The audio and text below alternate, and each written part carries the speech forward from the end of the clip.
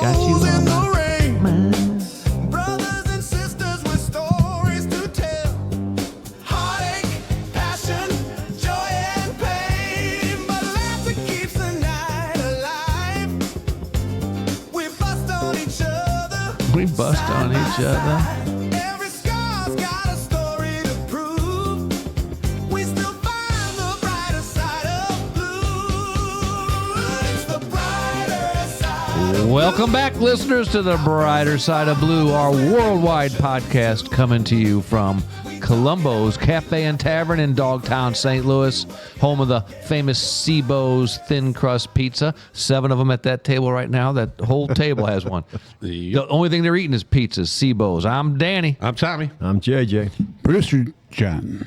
Hey, we have a special occasion for us, and thanks to Tommy, it's our anniversary, JJ. 2 years, Seriously? to this day, 2-year anniversary of the Brighter Side of Blue. Wow, who thought it? It's been fun. Tommy Sawyer came up with the idea, producer John. Oh, yeah, it was brilliant. There's and But the you guys- fly's back to join you the guys- party. To fly, you know the fly's coming to the anniversary One fly. party. That fly's got to be at the anniversary Oh, party. hell yeah. He's got his own podcast, Hey, I guess the one On thing the to say, fly. though. This is a 2-year anniversary, right? Yeah. right? My agent wants to renegotiate my contract. Okay. Okay. It's easy, though. He just wants Danny to be nicer to me. Remember when that was a thing? I never really My thought wife, about it. I'd go home and my wife would be so pissed at me. She goes, it's to the point where it's not even funny anymore, Danny. I go, what are you talking about? She goes, you're just so mean to JJ. I know. I would go home and cry. Oh, hell, Right. JJ.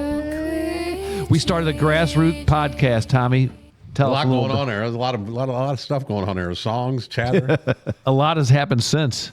Yeah, right. I mean, it seems to, like I always tell everybody, the best is yet to come, right? Hope Yeah, so. you keep subscribe, and share. It helps us. We It track really it. does.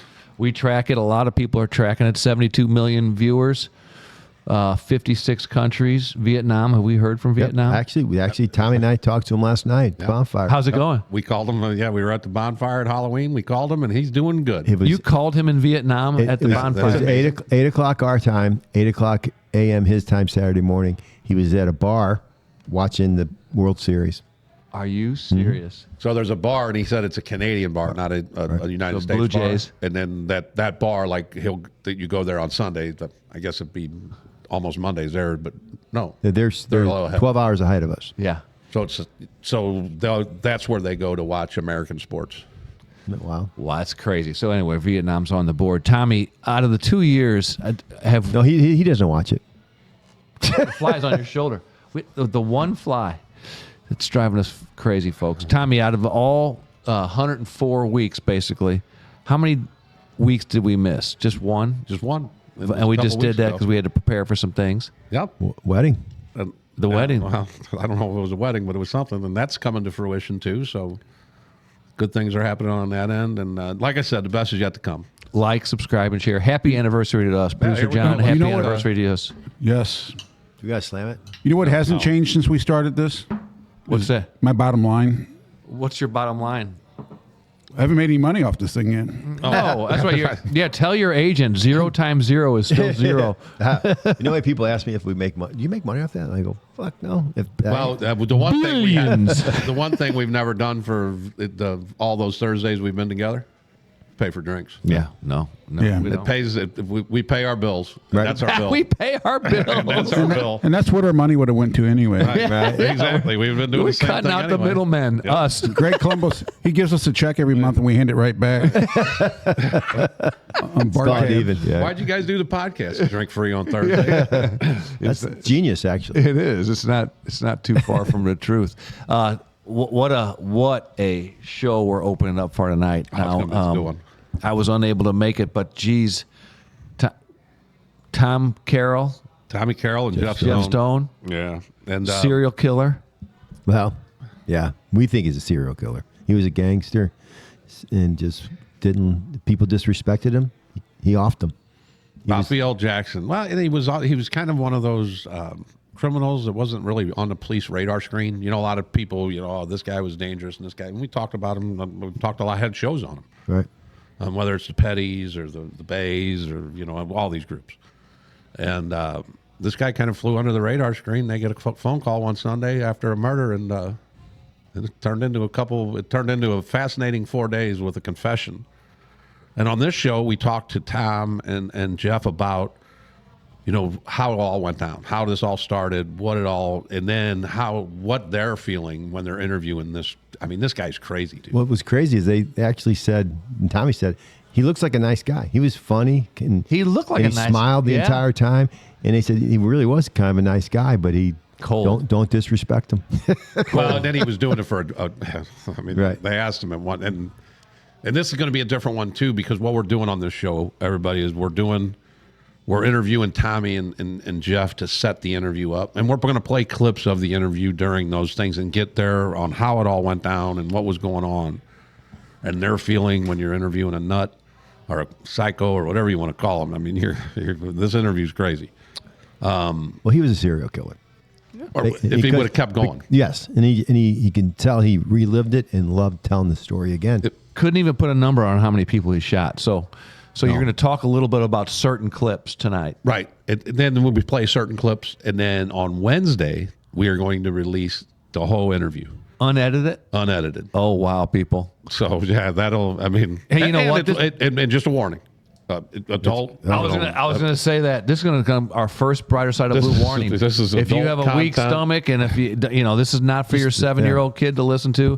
It is real. This guy's a killer, and he talks blatantly about what he does and how he did it and his mindset, and it's not for the weak of heart. So that comes out Wednesday morning. Wednesday. Well, he told Tommy before they even started, he says, "Can you get me a cigarette?" He goes, "I ain't getting you no cigarette." He says, "I like to talk. And when I smoke, I really like to talk." And Tommy goes, "I'll be right back." Right. He got him a carton. Yeah, he got him a carton of cigarettes. And he did. They didn't have to coerce him or anything. He just went off. It was unreal. It's going to. It's one of the other things- It is kind of disturbing. And I mean, it's crazy when you're thinking about, he's talking about life and death and didn't bother him. Not a lick. What doesn't even faze him. No. But the other thing I wanted to say about Tom and Jeff is they were on for the 7th District show, and we get to talking to them. And when you have 16 years in homicide, I mean, we started late, and then we're doing the opening on this. It's Saturday morning now. We did them on Thursday. But talking to them, they have so many stories about homicides that everybody knows about, and the stories, there's stories behind those stories. Right. And that's what we always want to tell on this Yes. show, is the story behind the story of how a lot of this stuff goes down. And and they grew up with us, so you're gonna see a lot of Jeff and Tom, and like they did the Tommy, and Joe Nickerson did the Lindell bank robbery, which is right up the street here. Yeah, he And, told a funny part of that. Well, not yet, but we're gonna tell that, and so many others. I mean, they were just bringing them one after the other, and there's other homicide guys out there too that we're gonna keep trying to get in. And like I said, we're hoping things happen, and we're gonna put more out here, have more stuff coming, and. It's going to be fun. I mean, best is yet to come. Yeah, exactly. And like we do at the Brighter Side of Blue, it's going to be the detectives talking about the intimate details of the case, which has been told before, but we're bringing the actual confession tape live on video and audio for those listening on the road. So that's something new. You're going to hear straight from the killer's mouth what his intentions were, how he did it, why he did it, and his demeanor while he did it, which Right. was pretty sick bastard. I can tell you that. It's interest to me. It's interesting to see how so interesting. Could you imagine that was on regular TV? It'd be one blurp, blurp. They'd have to blurb everything out. Right. Dude, it's crazy. Yeah. No, put your big pants on Oh, and listen yeah. to it. Yeah. Yeah, it's going to be Absolutely. crazy. Yeah, wow. Anyway, Producer John, what do you got over there? Me? Yeah. we caught him. We caught him sleeping. He's over there texting. What the hell's Well- going on now? A couple things. Do we have let's just go right into musings at the microphone with Producer John. Yeah, I want to say thank you to Captain Josh Weber of Webster Groves PD. We did that presentation of the Steve James painting for Dave Rudolph in honor of his father, Alan, who was a Webster sergeant who used to chase Steve around when he was a young guy. Okay. I guess Steve and his buddies used to gamble and throw dice in the alleyways and stuff. And he always treated Steve fairly, and Steve never forgot that. So that was nice. I want to say, give our thoughts out to Denny Skaggs' daughter, Kimberly, who's just gone through a health scare. So I just talked to Denny a few minutes ago. So Denny's a big supporter. He worked with Tom and I in the Central Bureau.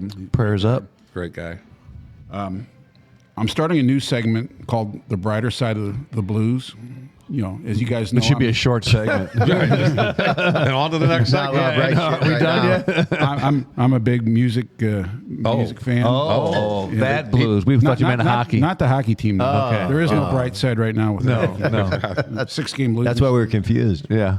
But every now and then I'm going to highlight, I love music and I love the blues, and a lot of people don't know a lot about the blues. And coincidentally, they were playing a bunch of blues music when we walked in tonight. You probably put it in the jukebox, so. I might have planted them there, but I'm going to talk about Walter Trout. I don't know if you ever heard of him. He's 74 years old now. He's still putting out albums.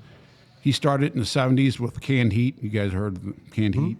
Going up Going up the country. highway. Yeah. Going up the country. And he played with Got John to Mayall get away. and the Blues Breakers. I'm going up the country. But he didn't. That's Tommy. it. That's it. I don't I'm know. going to some place. I still don't. I don't recognize it still. You would. I do. No, JJ, they don't play it on your kind of music stations, but but he played with John Mayall and the Blues Breakers, who's a legendary British blues guitarist. But he got Walter off drugs. They used to pass around a mayonnaise jar full of cocaine before they go on stage at Canned Heat. And Walter got so messed up that he ended up having to have a liver transplant when he was a young man. But he's been sober for years. But I want the listeners, I'm giving them a homework assignment. There's an album that Walter not gonna put go out over well. called Positively Beale Street. It's got some great songs on it, but there's a instrumental on there called Jules Well. It's one of the best blues instrumentals I've ever heard. So if you get a chance, it's on Spotify. And Jules Well. Jules Well. I would pull it up, but we get stricken for a copyright violation. Yeah, I don't want to do that. And there's another song called Born with a Broken Heart that got a little radio play when it first came out. But that's my Brighter Side of the Blues Segment. segment. Walter. Big Walt. Trout. Bill Trout. Give him a listen. Something I was thinking about the other day, some of the words that policemen use in police reports to make us sound smarter than And just than talk. normal We should just human talk like beings. that. Getting out of the car. When you had to turn in a report about somebody getting out of the car, what Exited. Alighted or exited the police Alighted vehicle. from the vehicle. Lidded or lit, alighted, and then I was like, and the first time I turned in a report, they're like, oh, you use alighted. I'm somewhat intelligent. Never heard the word before, never used it before, didn't know what it meant. And now I'm going to have to go home and testify. I'm going to have to use the word alighted. And they're like, this dude shouldn't be using the word alighted. Yeah, I think an exited the vehicle is one of I think it bothered the Cheerio. Came out of the vehicle. He got out of the vehicle. He came out of the vehicle. It came Talked down like from everybody else the talked. Cheerio was like a major time. He came down, stopped using, exited the vehicle. How do you exit a vehicle? You just get out of the freaking vehicle. Yeah. Which Well, is- Colonel Lashak was an avid report writer. He taught me how to write reports, but he was the one that taught me just. That's how you talk. became a freaking Just talk. major. Don't talk. Don't do all this. Right. My least favorite one when I Police was jargon. giving roll call, and now JJ's still giving roll calls. You'd get a roll call. You got 30 coppers in front of you, and then they're all looking at you, and you get a note down from the boss above. It says, "Hey, loud music coming from a certain park all in hours. Stop cause for further complaint." Who talks like that? But that was I want to punch the first guy, the first commander that came up with that. Stop cause for further complaint. I got one more. Ascertain. I was so sick of hearing. Dispatcher, can I ascertain? Exact location. Ascertain. Yeah. Give me the info, goddammit. I don't hear that anymore, though. That was ascertain. I'm like, what the heck? Yes. What does that mean? I don't even know what that means. I just found out yesterday, talking to JJ, that they don't use codes no more.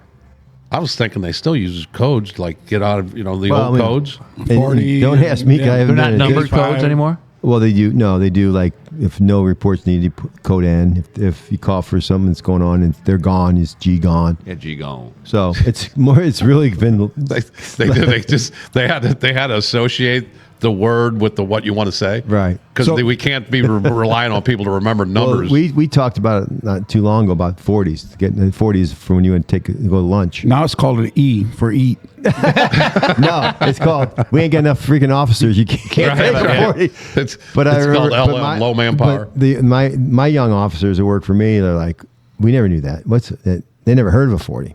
Wow. But they don't, right now you don't take, in Layshock, I remember when he was commander, he gets so mad that people would actually, when your name Call out on a 40. Call out on a 40. He's like, gosh, dang, I used to I have to admit, you built your reputation amongst your peers by Yes, that. yes. Because if you were a guy that every day you never missed a 40, radio calls Yeah. were going crazy, but you got your little 40, didn't you? I'll tell you. I mean, we had a lot of officers back in the day. Yeah, I'm not saying- 2200, yeah. but it was also about the time you did it. Yeah. Like if we had areas, and today they don't even. I mean, there's no Yeah. area responsibility or anything, and at least in the third we had 6, 7 areas. right.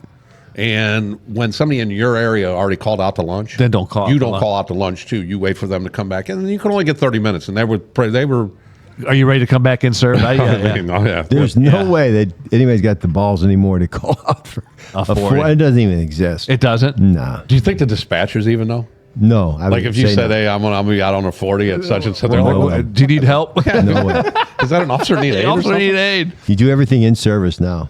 Let's do another shot to our dispatchers and our communications. Yeah. And Absolutely. we're working, just so you know, Mo and everybody in that division, we are working on getting a story together out of the 911 center. The other It'll- side of 911. Yeah, Oh, they could tell yeah. some stories, man. Just can you imagine answering the phone all day long? And some of the bizarre Answering stuff. 911 Some all of the day most long. bizarre But stuff. they take their job to heart too, and Oh, God. they worry about all the officers. And then sometimes they can be annoying, but like you're not answering your call, and they're like you can tell that they're concerned, Right. And he'll hit the siren, and wake if you're missing a assignment, and they keep calling your call letters, and you don't answer. I think it freaks them out. Well, I was commander up there for 5 years, and let me just tell you something. They are a family, and they're a family within themselves, and then they are definitely a family within all law enforcement. But you'd get a dispatcher that has a case of a pursuit or a police shooting kicks off. The supervisors come over and they're standing behind, and they're helping, handing notes it's like a big team effort. And when it's all done, they take a deep breath, and there's hugs, and there's What makes me cheers, and nothing makes me more mad as commander when I hear an officer, she's just trying to get clearance and find out what's going on, and they get smart with them. oh no, That pisses me off. I didn't dude. want to play I'd have my guys meet me somewhere, and I'd Oh yeah, agree with them if they yelled at Yeah. the But I hear dispatcher. like on sod, and sometimes I don't even know who the guy is, and that just aggravates the shit out of me. That's so. I mean, I wrong. can't count how many times I would get on the air and have whatever officer just did it call me. And, Oh, hey, yeah. not that I'm a big tough guy. You want to try talking to me like that? Right. I mean, it's she's the- trying to help but- you, big right. tough guy. But back know, in our pissing day me off. too, there was always those that you could tell there was like each, and the dispatchers would switch channels every day back Yeah, in the day. right. They had a lot more channels back in our day, obviously. But there'd always be certain dispatchers and certain officers that you could just tell they were beefing. Never get along. They just Oh, kept yeah. they just would stay beefing the Oh, whole yeah. time. Yeah. And they didn't like each other, and everybody knew they didn't like it, and it was actually entertaining at times. Right, but it's always the officer's fault because that's just bullshit. I thought it was Did we tell the Chuck Young story? I don't know if Heffley told that yeah, one. the one on Christmas. On Christmas, yeah, when Chuck Young missed like 5 calls and he finally got on the air, and the dispatcher kind of said, 924, you've missed 6 calls and all that, and he didn't say anything. This is before they had, where when you keyed up, they couldn't see who you were, even though Chuck had the most distinguishable voice of all time. So anyway, at relief at 11 o'clock, the dispatcher goes up, 912 area, Me. make relief and Merry Christmas, and you hear Merry Christmas and fuck you too, dispatcher. There was like 3 of us following each other to the station at the time, and everybody was like swerving because everybody's laughing so hard they couldn't drive. Did he get in trouble for that? No. So I had one of my best dispatchers, and she's actually been here before to watch our show. She's an avid listener. I just want to put her name out right now because of the story I'm going to tell. There was a sergeant that was just railing on her. I mean, and he was about to get a call from me and this and that, and he said something smart to her, this and that. And she didn't realize she still had her mic on. She goes, "Why don't you go fuck yourself and learn how to supervise?" It was wide open here. Oh, that's awesome. So the That's captain great. calls me, "What are you gonna do?" I go, "I got this. I brought her in." And I'm just bawling laughing. She goes, "How much trouble?" I go, "You're not. Hey, I'm gonna have to do something." Right. but it was hilarious and Right. congrats, Here. But Yeah. Here's a 3x5. Yeah, but- don't do that shit yeah, again. but she knew how bad it is. Like, it's not gonna be bad. Screw that. But heck yeah. whatever. Yeah, Anyway, it was righteous. we will have a was. show. We do need a show with Cliff will. Harper and Maureen and some of those. Yeah, you we're know, we're veterans putting it from together. down I'm there. trying to work on a few things. Well, they have to have some stories, dude. But like I said, we want to do it with a special Brighter Side of Blue angle. Right. And the best is if you had an egg call, you were in some shit. And Mike Weiber was the dispatcher. He was good, the man. king. I think he would probably push people out of the way to take over. Yeah, take over that. Yep. But He was good. he was the best ever. We had there was I don't know what they do. I don't know how they did it, but and I've told the story when we chased at the Al Davison, who was wanted for murder, and Leo chased him in the house, and and I told him, shoot that motherfucker, Leo, and he came back out of the window and said, don't shoot me, Leo. Yeah. Well, while we were chasing him, and I didn't know it, but when we got on the air to say we were chasing him, there was already another pursuit going on, and it was Timmy Lockenick up on Martin Luther King. So he's chasing somebody, and we just, because we didn't know we didn't have the radio on. We were just going to go check out some houses, and we weren't paying attention. Well, we click over to our radio station at the time because we have our own radio, and then when shit pops off, you got to go to SOD or Pact or Right. So we kick over to the one radio station. We don't know what's going on because we haven't been on that station. Yeah. So we kick on and says, whatever our call letters were, we're in pursuit of a homicide suspect. And they're like, hold on. And, what do you mean, hold on? And then they go, so-and-so. And then they instructed.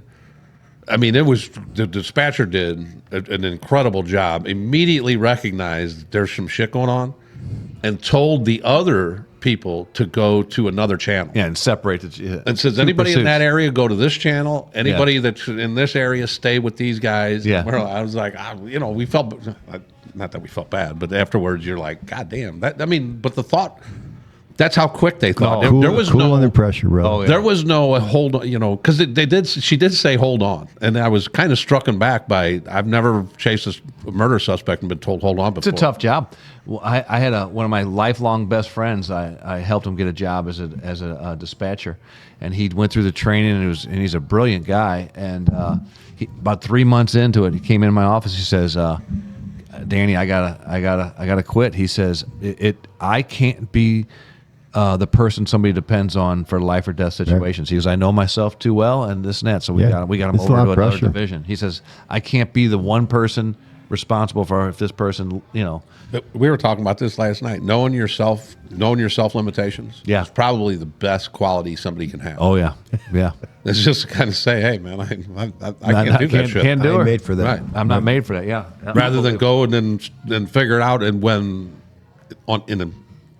for real life situation, then figure it out then. Yeah, that's and the then worst you go time to down do with it. the worst. I mean, Yeah. then you go down with guilty feelings and all kinds of stuff. 100%. Yep. You know the music from upstairs? Yeah. Blues? Going Up to the Country by Canned Heat. It is. That's Going weird, up ain't the it? country. Tom, you can sing that one too? Place where we've never been before. This day in history, JJ, in 1900. Oh, Back in the day. 1900 at 125 Madison years Square ago. Garden in New York was the first U.S. auto show. I was gonna So it was say- an auto show. I was mean something. And there I was bet you. Was Jason there? Jason Jason had some classic cars there Yeah, I'm telling. from Fairway Automotive. Schicker Automotive was there. About the price on the sticker. Head on down to Schicker. There were 160 cars on display in Madison Square Garden in 1900.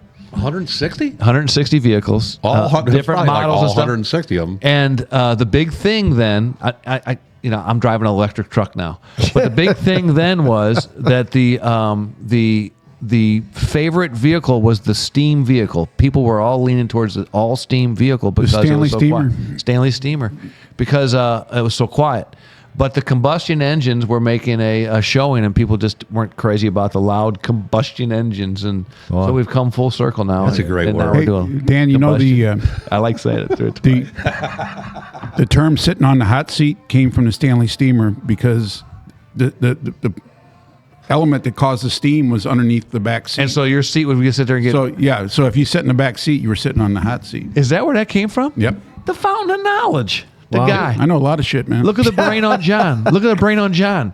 He has two brains because he found that lady's head and now he put her brain in his brain. Somebody Seven pound the head. Somebody commented on the fact that we might have nailed like the Hoosier thing with the Flonies Yeah. and Grandpa Floney coming Were over. we onto something there? Yeah, I think so. You need to keep up on that. You need to find out that that's Okay. what happened. Because he could have been Actually, the I brought that original up Hoosier of today. St. And he Louis. could be the original freaking Hoosier. Right.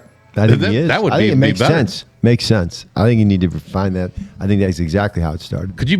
My That was God. I think we make. Actually, I was talking to Kenny Lambert and Tony Mariani today at the soccer game, and they were so impressed that you knew that story. Yeah. And actually, Obviously, I we're not hate to even listeners. tell you, but yeah, that was pretty impressive. Yeah.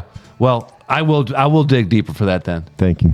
But I wish if they, I don't know. I wish Victor just- knew more about it. I'm just glad we turned it into a positive connotation. Oh yeah, 100%. 100%. Because the 100%. Hoosier back in the day, I mean, you got called a Hoosier. It was Fighting words. right, and then they just made it into just everyday term. I never thought of Floney's as a Hoosier bar until now. Yeah, that's crazy. Well, You don't associate Hoosier with Italians. it's just too much of a Right, coincidence. there's so many other words to call Italians. Yeah, they got their own. We never brought that vernacular. up about the Filoni bar. They had connections with the Italian and some of the mob people too. In Kansas City, not here in St. Louis. Oh, I don't believe that. I think Vic knew that family knew some people. Why you got to throw them under the bus? No, I'm not saying it was kind of neat that we were both. I'm just kidding. Yeah, But 'cause you a little know my tied- history. You're a little tied to the mob. Yeah, too. that's what I say, but I'm just Did saying. you notice his demeanor when he's saying it to you? We have 72 million viewers. We're live on a podcast, and JJ whispers. He goes, "I think they JJ's might have just happy some that there was connections." somebody else on and got some connections to the mob. They're like, hey, man. Yeah, exactly. all good. this- There's some good people in that. We should leave this glass house I right like now. Yes, exactly. Oh my God. Do you want now for my next this day in history? What do you got? Should we pull up a picture, or are you going to put it in? I'll put it in. So everybody in the world knows the picture of Harry S. Truman holding up the newspaper, saying Dewey defeats Truman. Yeah. And so everybody sees that, and I did it. But I was like, this is the day in 1948 where that photo was taken and when all that went down. Really? And so I peeled the onion like I always do to make us smarter. That's and what I want you to do. say, what is actually behind this thing? What the hell was going on?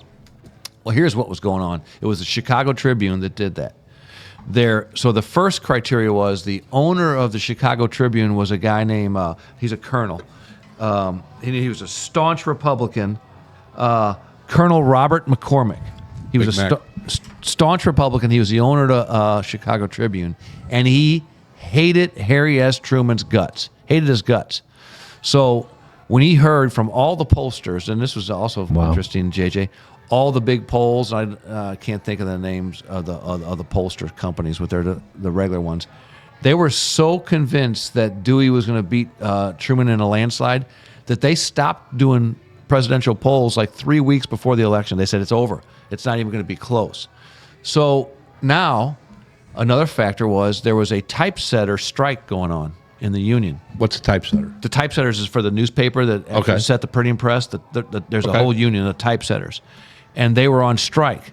So the Tribune could still get papers out, but the process was a lot slower. Obviously, it's a lot slower. Turnaround So wasn't quick. Colonel McCormick says, hey, the pollsters all said it's going to be a landslide. It's over. I can't stand the guy. I can't wait for this headline. It's going to take you so long. Let's print it. Print it. It's a done deal. So they got to printing and printed out, and Truman, he won by like 2 million votes. So he was his approval rating just prior to the election wasn't Brandon Johnson territory, but it was really low.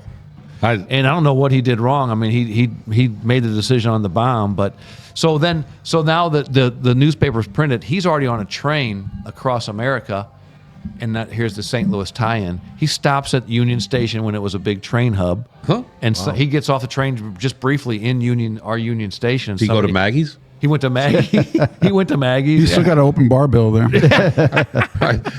Yeah. And somebody hands him a copy of the paper, and in our Union Station, he holds that up. That picture's from our union. Our Union Station. No kidding. So I just thought that was Really? all cool. Yeah. That is awesome. All right. Yeah. He yeah. became one of the So- greatest presidents ever. Well, I mean, how would you like to make that decision? Yeah, I wouldn't. Everybody in a room looking at you and say, JJ, do you want to drop No. It's tough. not nuclear, atomic bomb on Japan. Colonel Mack sounds a little like me. With let's just assume that this is going to happen. Let's just assume shit. All kinds That's of just- that's journalism. gonna happen. All kinds of journalism lessons were learned. Right. Oh, yeah. They talk just about make all shit this. up. You Yeah, just don't- like fucking make shit up. the He's polling trying- companies learned valuable lessons. Hey, we're never stopping polling. It could change. And then newspapers, everybody learned a lesson from being a little hasty. So polling still is at the same place. So everybody says that polling's terrible now. Well, they always So- say 4 to 5%. Either So way. it was terrible back then too. So It was polling's terrible. always been terrible. They stopped 2 History to 3 repeats weeks before the itself. election. Said we don't need to poll anymore. It's I've always said that everything's a scam.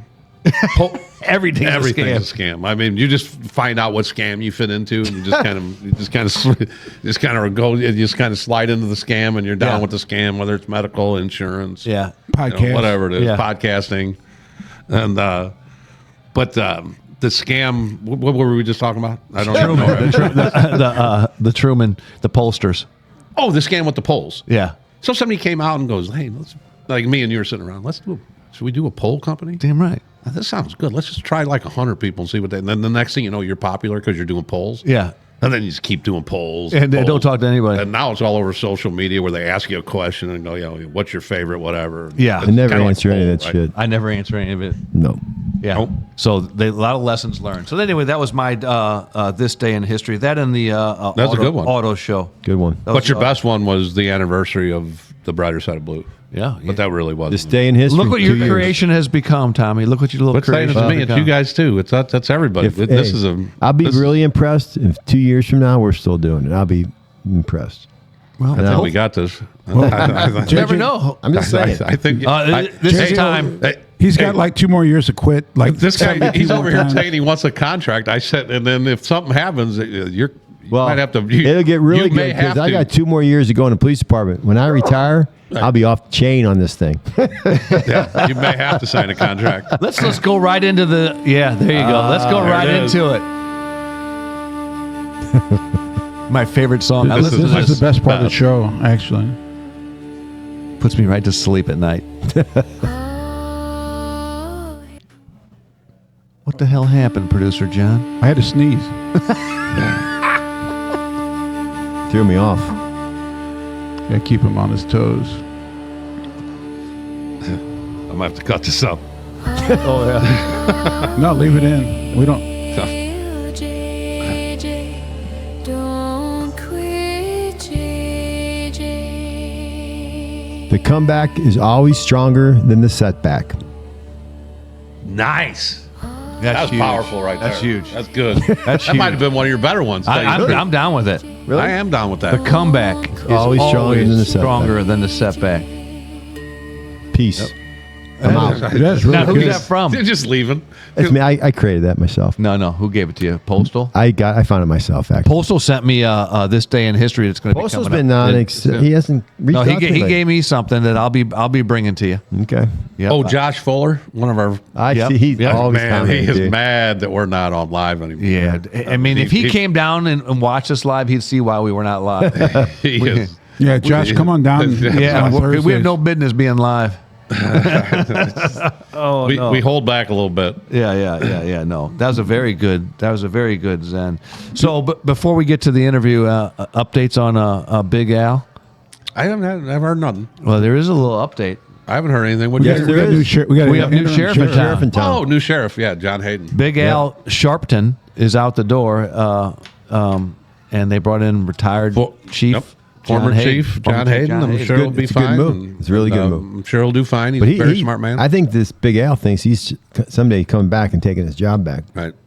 I don't, Guy's, I don't, he's dreaming, dude. if I were a gambler and I do gamble at times, You'd say no. what would you put the odds of Big Al returning as the sheriff? 80 to 1. 80. I mean, Maybe a little lower because we are in the city of St. Louis. That's- So let's Yeah, not- that's true. Yeah, let's- it could be let's not even overreach odds. this. Yeah. 2 years from now, All right. Kim Gardner will be the circuit attorney again, and Corey Bush will be back, and 70 Big Al will be 30 back. then. 70 30. I think that? Freeman Bosley That's Jr. is coming 70%, back, too. dude. That he's not coming back. Okay, that he's not coming. Not, yes. That's about right. I'd give it that. I'd give that. That's probably a pretty good one. 70-30. Yeah, that is. But the other thing that I learned yesterday, and I'm sure some people, apparently there was an article about it yesterday too, but over at JJ's last night, one of his neighbors brought up the fact that she didn't grow up in St. Louis. So, and it was Halloween night, and she said, this joke thing, this is only a St. Louis thing. Oh, and I never knew that it was only a thing, and it's here in Iowa, right, John? You Ames, said? Iowa is the originator. And then apparently it just, but the reasoning behind it is like it builds camaraderie or something, Yeah. or it builds, the ability to talk to people, Yeah. bring up a conversation. So explain what they're talking about. For Halloween trick-or-treaters, when they come to your house, they're supposed to have a tell joke. Tell us a joke. Required Right. to tell a joke. But apparently Ames, I heard the folklore is that kids would come back like 5, 6, 7 times, so they made them tell a joke to earn their their candy. Yeah. So that's supposedly why it got to St. Louis. But the Campbell Security Group's looking into that right now. Yeah, they'll figure it out. Hey, they're on a heater. Can They're I doing tell my well. favorite? Hey, we're doing a commercial. Did that fly right over your head? He just done with it. He said it already. Did that just go right by? My John set it contract. up. John set it up. And JJ said that 3 seconds was good enough for Campbell. Here's John with a softball. We just got Here, you get 3 seconds this week, Camel. we just got $1,000 Hey, worth of swag from look at that. I'm sorry. Corby. Keep going. Look at I'm that sorry. sweet ass hat from Campbell right here. No, they're on a heater. They're doing some tremendous work right now in investigation. And if you Well, need I tell them, you that Look, he's wearing a hat. and then one of their guards just got that award that I talked about Yeah. not too long ago for saving a life. Yep. Then Corby, we got a call and we called Corby and he's taking care of great business. stuff. Yep. Great stuff. Yep. Avail Professional Services is out there for us. A nice hat. Yeah. Marty Bird, Dr. Chris Dusold out doing what he does in the finance world and making things happen in the He gave us cannabis some finance. hats too, but I didn't like mine. I love the Avail hats. I love them. I like the pens. Yeah. Oh, yeah. 'cause Avail. you took I them haven't all. seen a Avail hat. Do you like have what? it? Depends. I'll get you Avail. Pens. Dr. Dusold, when you're Ink- listening, ink bring some pen. hats down. Ink pens. Yeah. Not the pens. Yeah, I was just thinking the underwear. I was like, what the fuck, John? You got some leakage going on? Oh, it depends. You got some. Well, sometimes you need it down here. Yeah, we go too bathroom- long. the Yeah. I don't know if bathrooms a are podcast upstairs. is the perfect place to open up about your leakage. Yeah, John's coming forward with a lot of stuff, and mainly it concerns me. Hey, Chris, can you send me a box of Avail Depends when you get a chance? And when you're wearing them, you might as well smoke a cigar from Riverman Cigar Company down at 8984 Watson Road. Yeah, Yeah. that's what I gave away last night on Halloween.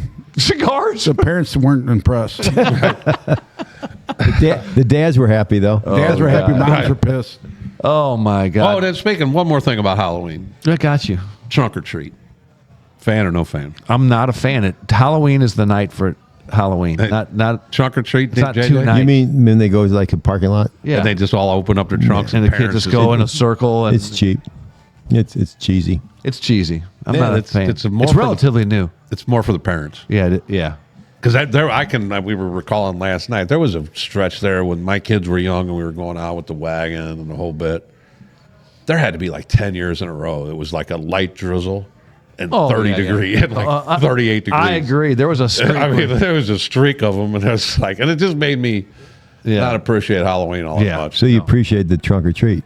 Yeah, because it's just. No, that These- wasn't around then. I know. That the trunk or treats for the see, that's how society's going. They're going to like pussification of shit. And the trunk or treat is kind of like the pussification of That's going to be a Halloween. new word in Webster. Yeah. The word of the year is 6'7". Yeah. That's Yeah, right. some kid told me that 6'7". joke.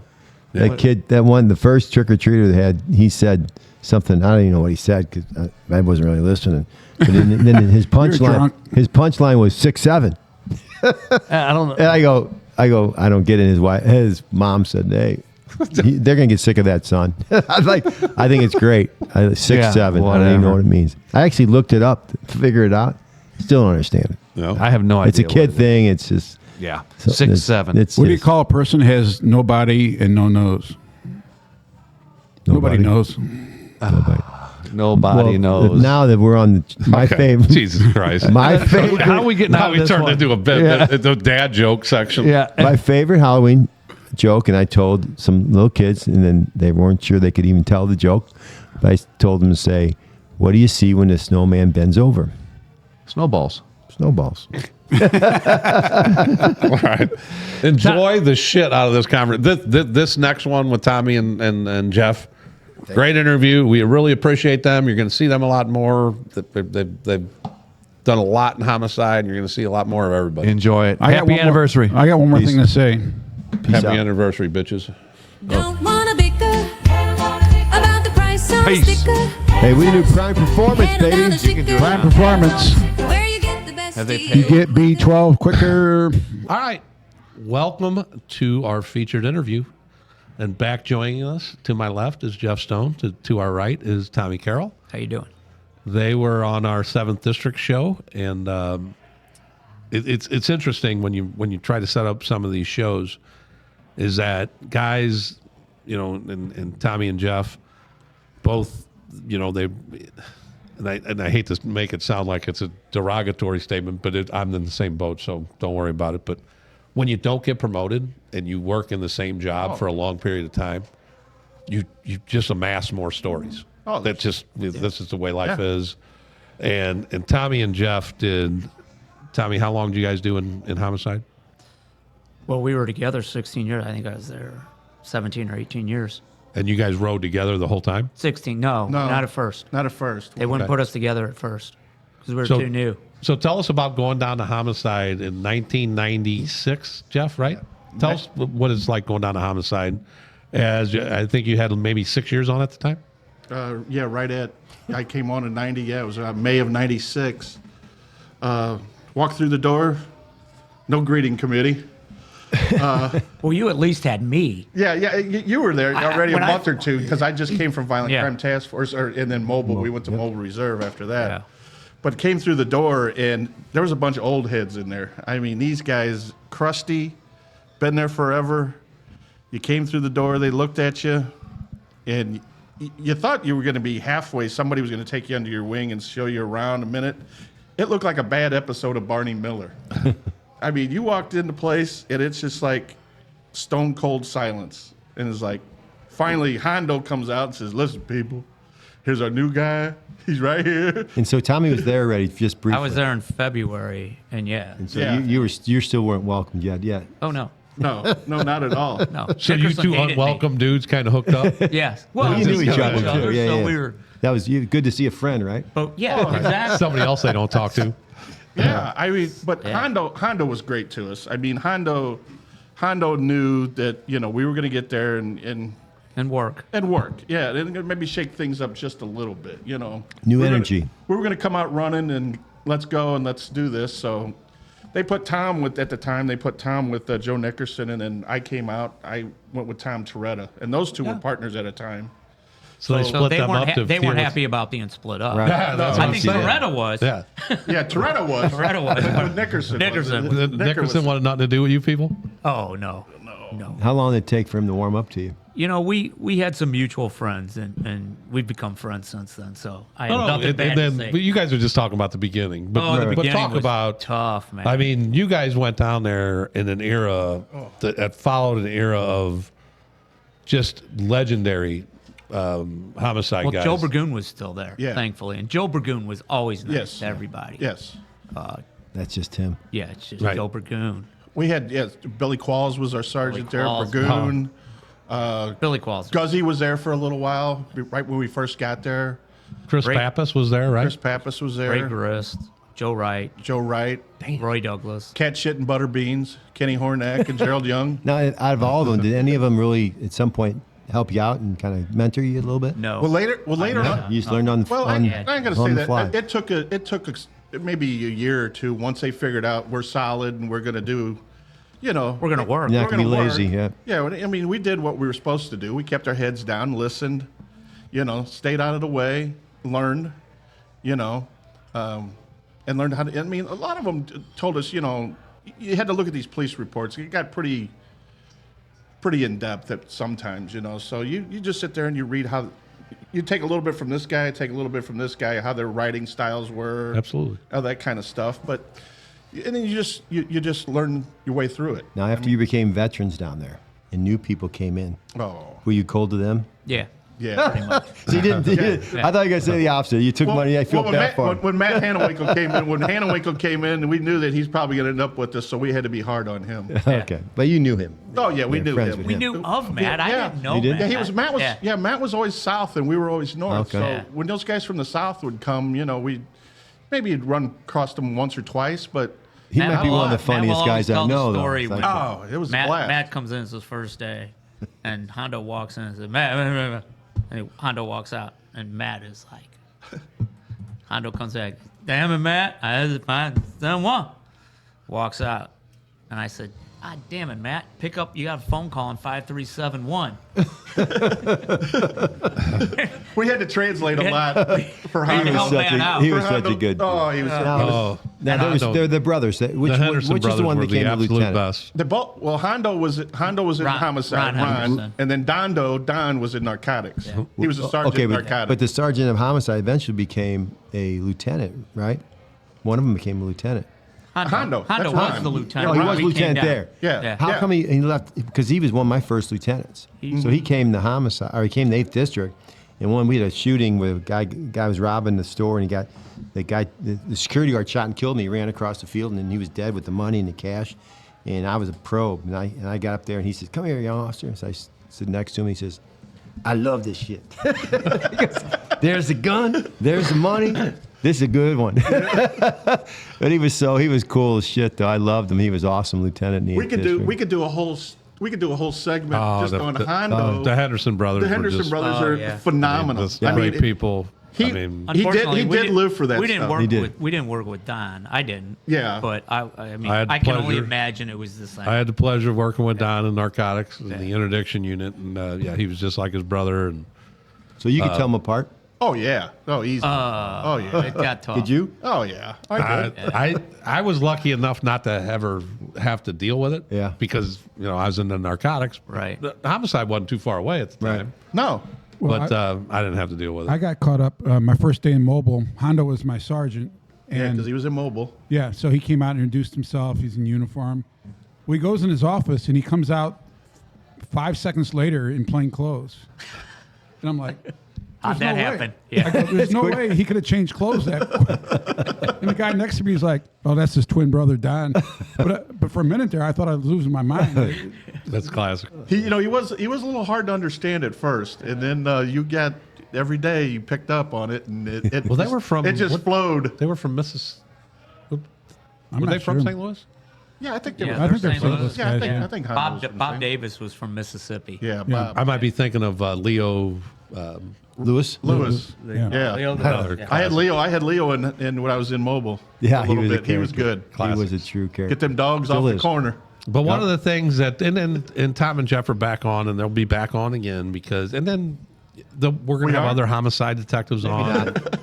And there's just so many stories that you guys have doing 16 years of homicides, and some of the cases that have come across your desk, and some of the cases you solved, some of the cases you haven't. But tonight we're going to spotlight a case where, when we were talking to you guys before the first time you guys came on, you guys both mentioned the name Rafael Jackson and how this was the craziest dude you guys have ever interviewed. And so crazy is that Jeff wasn't the tape, the tape that we're going to tonight. We're going to go through a couple clips of their interview. And Jeff, wasn't this played from the FBI Yes. because this guy's so crazy? Yeah, when we always sent somebody to the FBI Academy, I guess, and they came to us and said, "Hey, we need something from you guys. Can you give us an interview?" They were going to talk about interviews or something, and we gave them this, and it's like, I don't even remember who it was. Took it to the FBI Academy, and they came back and they said, "Oh my gosh," he said, "this is unreal." They said they've never seen anything like this. They're going to keep it and use it for as long as I can know. I don't know. Well, I'm not sorry to interrupt you, but I watched it. Tommy had us watch the whole thing from beginning to end. And this is the very beginning. When you ask him what he does, he works, and he says, "I work." And what do you do? He goes, "Homicides and robberies." And I started laughing. I mean, I was like, oh, that's pretty funny. How do you not laugh at that? But then you start watching this, and like, Disturbed. it is disturbing. That guy he is just. Well, one and we talk stone about, cold. when back in the day when we'd interview these guys, we go into an interview room and we'd interview them, and we're not on tape or anything at the time or anything else. He was very forthright coming in the beginning, and he knew that we got him. I mean, we'd already did the search warrant in his house. We got the mask. He had a bag with all the stuff in it. No, you're He getting was- way ahead of us. he here. was- he You're was way ahead of us forthcoming, here. all right. But yeah, he was. But in that room, I mean, in the room, he was fine. He told us things and everything. But when he got on tape, it was like he was almost like doing an audition. He enjoyed it. He added things that we didn't talk about or do in the interview. And we're going to talk. We're going to play about 5 clips in this one, and just so everybody knows, Yeah. here's how we're going to do this: is we're going to a little later on, we're going to play some clips from the interview, and we're going to talk to Tom and Jeff about their feelings during the interview. But before we get to that, we're going to have these guys set us up on how this interview even came about. But this interview is viewer discretion advised. Yeah. I mean, this is a stone cold killer. And he enjoyed telling the story. So He did. It's weird. He liked what he did. He did. Yeah, he really did. He did. It's So, crazy. so Tommy, tell us, so this is November of 1999, and Jeff and Tom come to work on a Sunday morning. It was a Sunday morning.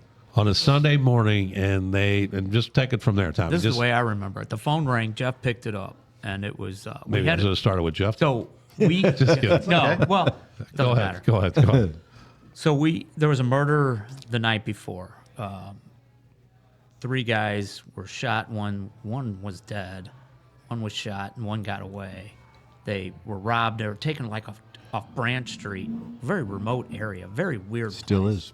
Yeah, still is industrial. Like Branch and 70. That's where they do this. Branch Yeah, and right off 70. 70 Yeah, Branch. yeah, it's not. I'm very familiar with that. So it's not like a place. It's not like a typical shooting where it's a house or a neighborhood or So the phone rings. It's this guy, Daryl Williams is his name, and Jeff picked up the phone and he starts telling, I know about the murder the night before. Well, Jeff and I are coming and it's Sunday.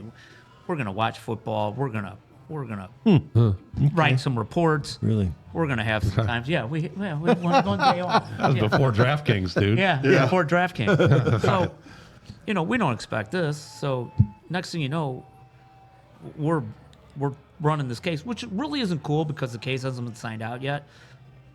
Unless some information comes in, we're going to take it. Well, information came in. Daryl came in and said, I know who did it, where he is. And so now lawyers have to get involved.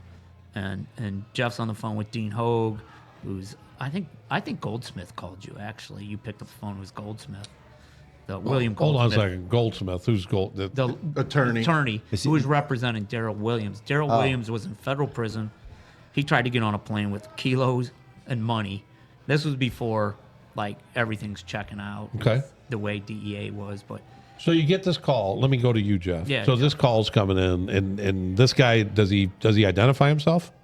Well, I think it was the. I think it was Goldsmith. There was the So it's the Goldstein. attorney first. Goldstein. Goldstein. It was Yeah. Goldstein. Oh, okay. So Goldstein calls first. Yeah. Yes. And says, Okay, I have so- a guy who's got information. Okay. So But the homicide is fresh. Well, yes, brand new. yes, yeah, happened- Hours old. Yeah. So he wasn't in when Tom said federal prison. He was still waiting trial, but he was in the Jennings jail. So he's out in Jennings, and he's, he knows everybody out there that he's locked up with. I mean, that's a holding facility for the feds. They at the time. So he's awaiting trial on different charges. So he gets a hold of his attorney. His attorney gets a hold of us. Says, hey, I got a guy. He's in federal holding now. He's got the information. Did you guys? First off, did you guys have a shooting last night? Is this that happened? Is like, yes, okay. So the balls get rolling. So now you've already verified some of his information just by the fact that there was a killing. Wait later. a minute, though. This guy's in jail, and a homicide happens outside Yep. in the city, and he finds out in jail about everything about the Well, homicide. everybody's on the phones. I got and you. there's on the Okay. phones. And they're on the I just wanna phones. say- They're Well, talking to each he other. had literally talked to Raphael. We Yeah. didn't know who Raphael was at the Yeah. time. And through code, they spoke, and he knew everything about what happened last night. Yeah. It was. Oh, wow. We later found out within hours, he knows everything. So we get Dean Hogue, who's the federal prosecutor at the time handling Williams's case, and we get a hold of Dean. Say, hey, Dean, got your guy here, and he's, they're calling, and we need to do sit down with him. Can we sit down with him? He's like, Dean was great. So just real quick, Daryl's ultimate goal here was to reduce his time. Oh, absolutely. Okay, all right. Wait a minute, I have one No more other question. rules. So Rafael, he was his own demise. Yes. He's the one that called the jail. Okay. Right, yeah. Him talking to Daryl. Well, no, trusted Daryl called him because he couldn't call the jail. Daryl called him and said, "Hey, what's kicking?" I remember okay. this. Yeah. Okay. And Rafael told him everything. As you could see, Raphael liked to tell Yeah, he stories, does. so Yeah, he does. I guess he might have told As his own buddy. we will 100%. find out here shortly. Obviously, he could tell it. So Yes, he could. At Tom, he told it to him in code somehow, and then so we get involved. So then when we get involved, and it's okay. Let's sit down, and we got to sit down and listen to what he's got to say. And he basically lays it out to us. The information that Raphael's given him. Now he doesn't. Raphael doesn't tell him everything. Again, Okay. Well, he can't. He Right, can't. right. So at least we got a direction to go in now. We got He's somewhere told to go. enough information that you guys think he may know something about this. Oh, there's no doubt about it. Okay. So that following Monday, I think we start getting enough to get a search warrant together because Dean Hogan, Will Goldstein were working out the particulars. Then we get the search warrant for, I think we executed that on a Tuesday. And that's when we go down, kick the door in. He's on Tennessee. He's down on there. Tennessee. Right there. 2629 Tennessee. Yeah, he was remember the right off. address. I remember we met. It would just be a grocery store right there at Magnolia and Grand, That's where he lived. and we met there, and then got ready to go over on Tennessee. And you know what? Tennessee for us, 2600 block Right. of Tennessee. No idea. That's not our normal stomping I grounds. don't think I could find that right now. And it's not somewhere we used to go a lot. No, it wasn't, so yeah. we're like, where are we going? And it was Still trying to picture it in my head. That's why I was shocked when I was listening to Right. this. It was everything was done on the south side. Yeah, it was a 3-story big home. I mean, a huge home. And we're like, boy, I hope this is the right place. Yeah. It didn't look like it was somewhere Yeah. we needed to be. Yeah. It's like Wow. it's not our particular our Right. normal stomping ground. Right. So we hit it, and lo and behold, I just remember Jeff went in and up to the second. I guess it was the second floor bedroom. There was actually a third floor. There was but you 3 were. floors. He was on the second floor. No, he's all the way at the Oh, top, third, the third floor. Jeff comes down and goes, "We got everything. We have the scream mask. We got the guns. We got everything." He was naked upstairs on the bed with a gal. Somebody let us in the front door. We got to the door. Somebody let us in, and we're like trying to be quiet. And he's like, "Is he here?" Yeah, he's a dangerous dude. Yeah, it's like he's. But we don't know how. We and don't they- know him at this point. Right, Yeah, right. we don't know him, so We're assuming. I remember it is, the but- girl. The girl's. It was a gal, and she's looking at us, and she did that. Looked up, up the steps. She didn't say anything, but she looked up them steps. So hold on, let me enter it, and JJ just kind of brought it up. Let's go to, you guys know who you're looking for at this point. He's been named by the guy who Yes. called you. Yeah. Yep. You guys have done a workup on this guy. Right. Absolutely. What do you guys find out about him before you guys do the search warrant? We have no idea who he is. He's not. He's not He's not a been name locked that up we a know. ton of times. Well, obviously, No, he was. He got out of prison. What he said, 15 months ago. prior. Yeah. He had. Yeah. And I don't remember what he was in prison for. Okay. I don't think it was anything like the shooting or. He wasn't a typical guy that we were always hearing. Right. Like, you know what I mean? There's Yeah. certain people. No, exactly. That's what I was trying Yeah, to get at is yeah, saying he that is not even one of his those record guys. would indicate that okay, he might be able to do something like this, but God, for the life of me, I don't remember the man's record at all. I know he had one, obviously, but I don't remember. Some guys, have 50 to 75 to 100 pages. Like his record, didn't stand out. Right. Like it's a world's record. Like you printed it out a phone book. But still, for you guys to do now, times have changed. People listen to it just recently on are like, why didn't SWAT hit that? Yeah, we didn't do it's- it back then. That wasn't even. Well, that that wasn't even an option. especially on like Exactly. an IFCOM. Right. We did everything ourselves. I mean, once we got everything, I mean, You had mobile background or we anything. would, but back if we really, but For a minute. we called the district. yeah, we called a district car, Yeah. and a district met us there, and it was our search Crazy. warrant, it was our deal, and it was like we're going in, and then back in the day, I mean, it was the two of us, and it was like we took it from the beginning to the end. We were always there when our guys got locked up most of the time.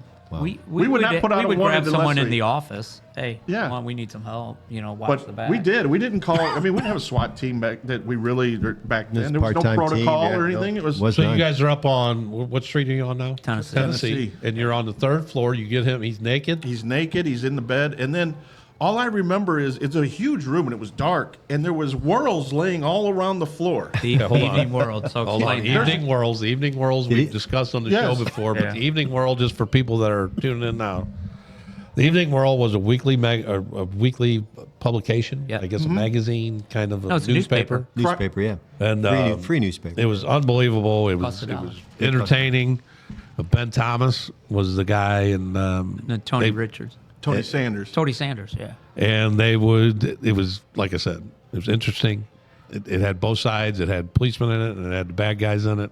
It's almost like a cops and robbers paper. Exactly what But it go ahead, dude. When you say there was whirls laying all over the place, can now go into that. It came out every Tuesday, so I don't even know if he'd had the new edition or we were there, but he had whirls laying all over the floor, and Which was odd.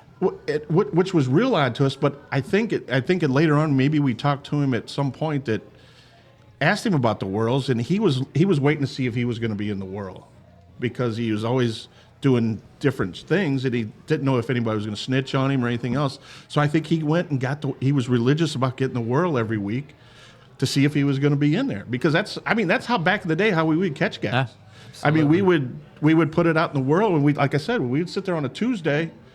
We wouldn't go home on Tuesday evenings most of the time till late, because we'd wait for the phone call to come in, for somebody to say, "Well, I know where this guy is." Really? You put the picture in the gun eater club, or Why- there was a flogging, or anything, and you just wait for the phone to ring, and somebody go, "I know where this guy's at," and then you're like, "We got him." Or honestly, we'd put someone's.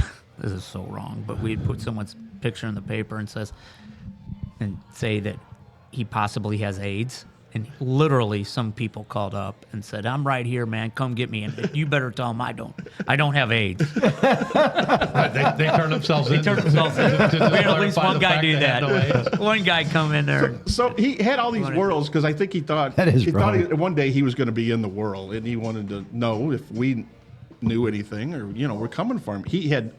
I don't think he had any idea we were coming for him, because later on he told us that if he'd have got the drop on us, he was going to shoot. He was definitely going to shot. kill us. He was going to kill us. I mean, That's he why said- So SWAT you teams guys do are in the search house. warrants. Yeah, I know. So now we're going to go back a night. What happens? Then you guys get the phone call that he did this murder. What murder happened that you guys get the phone call? It was the one on Branch. I don't remember the actual. Well, it started in East St. Louis. Right. It was the carjacking that started in They East St. carjacked Louis. Okay. 3 young guys. Yeah. Oh, that's the three guys. And there was actually a guy that survived. There was a guy that survived out of that actually got a hold of East St. Louis Police Department. For once, they documented something for us and it did some things, because normally they come for our help, but we needed their help this time. So we went. I think we did get a hold of East St. Louis and figured out there was actual carjacking at a club over there, Right. on State Street, and it all started there, and then it ended up they were bringing them over to St. Louis, and that's when one guy had already jumped out of the car in East St. Louis, and Raphael shot him getting out of the car. think They're through going the about 30 miles an hour. He said going down the street. Right. So one guy got out. The other two then are scared to death, and one guy's driving the car. And the guy who jumped out of the car was like Bill McDonough size. Yeah. Just a big Big dude. large Big lineman man. looking. Well, man. he said he got the leather jacket, and it was like 3XL. 3XL. Yeah. He said it was a 3XL Yeah. jacket. And this guy was not a heavy set. He was like built. Built. Yeah, this guy was. And then And Raphael's my size. I'm surprised that guy didn't crush him, but of course he's holding the gun. Right. And he's So crazy. now we're jumping around a little bit, but you do the house on Tennessee. Raphael comes back. I'm imagining you guys go back to Homicide. This is Tuesday now. Tuesday night, late Tuesday night, yeah. going into Wednesday morning. So Daryl Williams tells you that Raphael does these murders. Yep. Yeah, What along with Daryl 2 other Williams guys. has told you is panned out. So and Raphael's there. Now you got you got all these magazines. Things are starting to roll. You guys get them back to Homicide. What happens from there, Tommy? I'll take it because I remember this. Jeff, Jeff did the search warrant, so he was in charge of like seizing a lot of the evidence and everything and making sure. So I just took Rafael back to the room, and I went to he was handcuffed. I unhandcuff him, cuffing him to the desk, and he says, "Hey man, why don't you fetch me a cigarette?" And I said, "Hey man, I'm not getting you anything."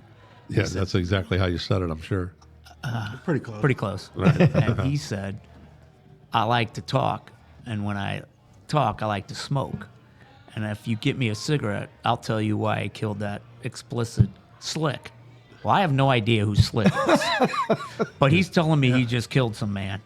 Wow. And so I'm all ears. As a seasoned homicide detective, That was a clue? It was a clue. Right. I might want to talk to this guy. I had to go ask Matt Hannewinkle if that was Because I think at the time he didn't know which murder we were there for. No, he didn't. I don't think he knew why we were there. I mean, I think he had a pretty good idea that it was the 2 nights ago murder, but maybe not. But he brought up Slick he just immediately. Slick, and so Slick's. And this is '99. Ricky Williams was a football player phenom at the still there, and that was his nickname, Slick, which we figured out right away. Slick was Ricky Williams, and Slick was killed not too long ago, and so I'm like on the south side. On the south side, so I came back with not only a pack of cigarettes, every pack of cigarette I had in my ashtray. You got to do asking They were everybody. stale as can be Yes, too, man. yes. And he goes, "Where do you want to start?" And he just lit that cigarette, and he just started rambling. So, and we're going to get into the tape confession first, but for the audience that's not law enforcement, is you just don't go into a taped audio, thing. So, Especially back then. Jeff, tell us, like, you guys are starting to get this information. Tommy's got him to where he wants to talk. No, when you guys are doing, I didn't get him anywhere. He just started talking. Let's there was no perfectly having. clear. you got a pack of smokes. cigarette. I got his pack of cigarette, I guess so. Yeah. Give yourself some credit. By the time I got back to headquarters, I mean, Tom's looking at me going, "We got to get in there now. Now, This guy's we ready to gotta roll. go." This guy's ready to go." And I'm like, "Really?" I'm like, he's like, "No, we got to go now." I'm like, "Okay." So we dropped everything then, and we go in there with him, and he's relaxed as can be. I mean, this guy is as chill as Polite, you will ever see. Nice. Very. He was polite to us. Not combative? Yeah, he's not combative. He's not. Most guys get in there and they start jawing at us, getting a little aggressive and everything else with us. And then he was as chill could be with us when we walked in that. But obviously, as we'll see on the tape, he is chilled and he's ready to talk and whatnot. But you guys pretty much know everything. He spills most everything out to you before you even put him on tape, correct, Tommy? Yes and no. Yes about after he talks, but when we first get there, I didn't know he'd killed all these other people. Right. So we know what we know about the murder that we're investigating on Branch, but we don't know about the other ones. So at first we're like taken back, and now you think of it, he's talking about Ricky Williams. So okay, who's the, I think it was Phil Wasm's case, wasn't it? I don't remember. It doesn't matter, but we're not going to sit there. We didn't have time to call Phil because he's like starting to talk. And he's talking about killing a security guard in East St. Louis. So now Jeff's on the phone because he knows everybody in Illinois. So we're trying to get Illinois over here.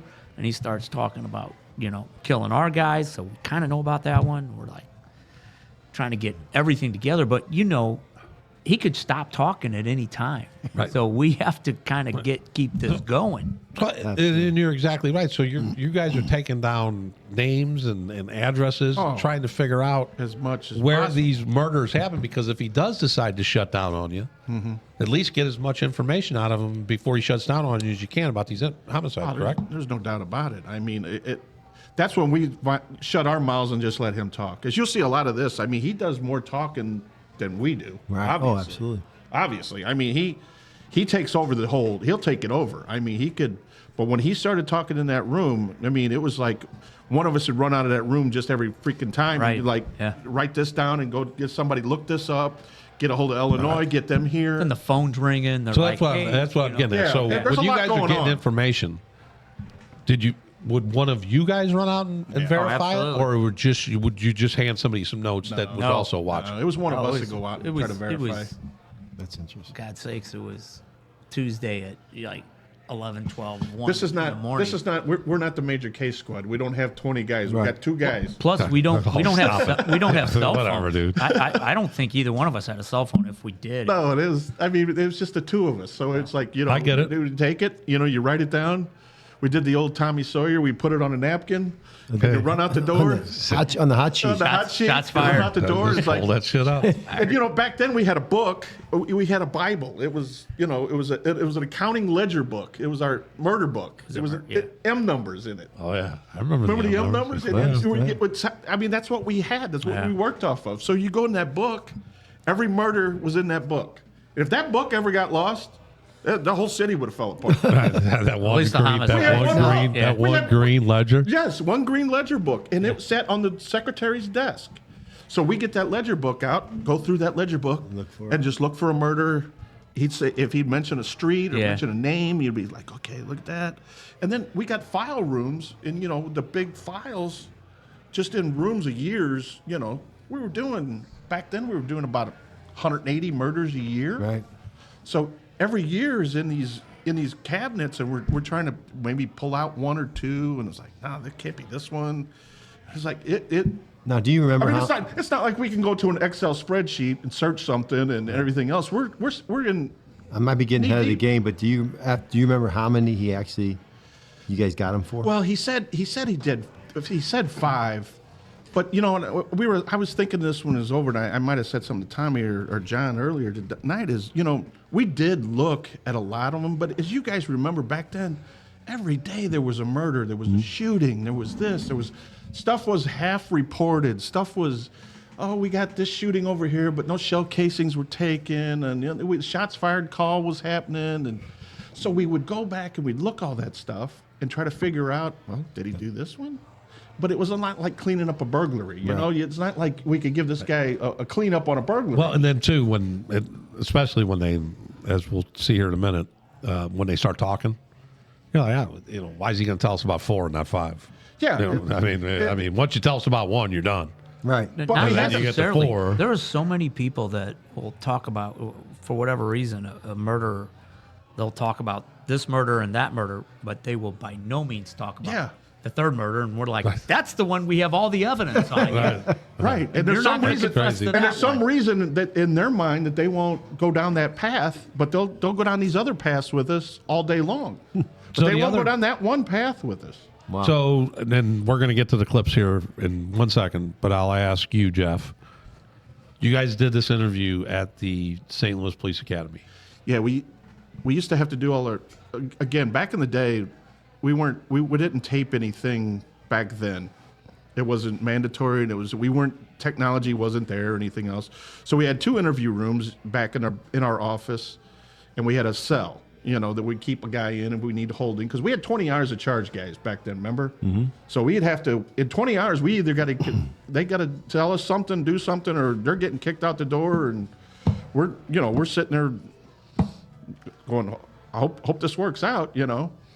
But so we had those 2 interview rooms, and back then we did have the capability of, we could put a guy on tape. We go get a tape recorder, put the cassette in, you know, and do that. So the circuit attorney's office is always wanting us. She said, well, did you get him on tape? Did you get him on tape?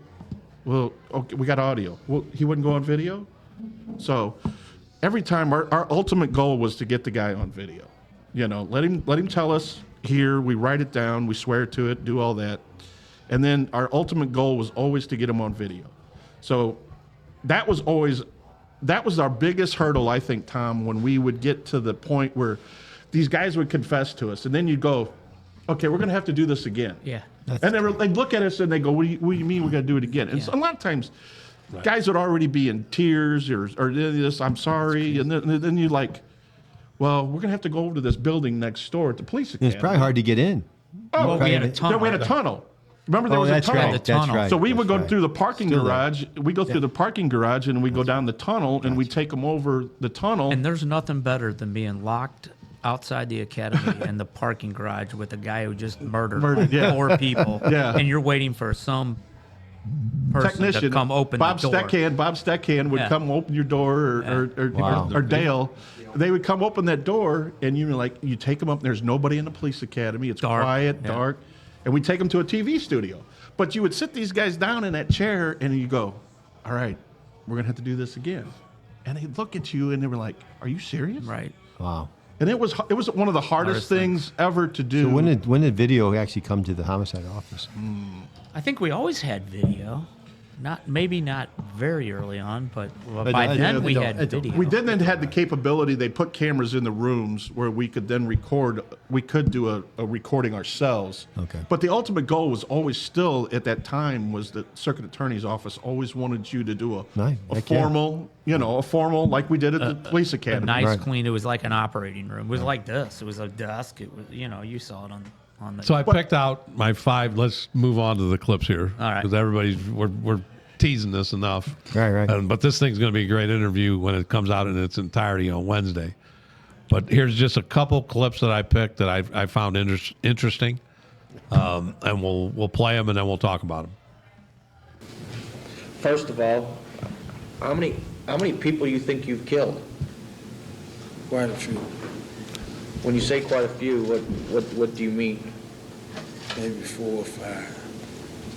Some of them, I just shot so many people, I don't even remember. You don't even know if they died, people you've shot. Yeah, I just shot a lot of people.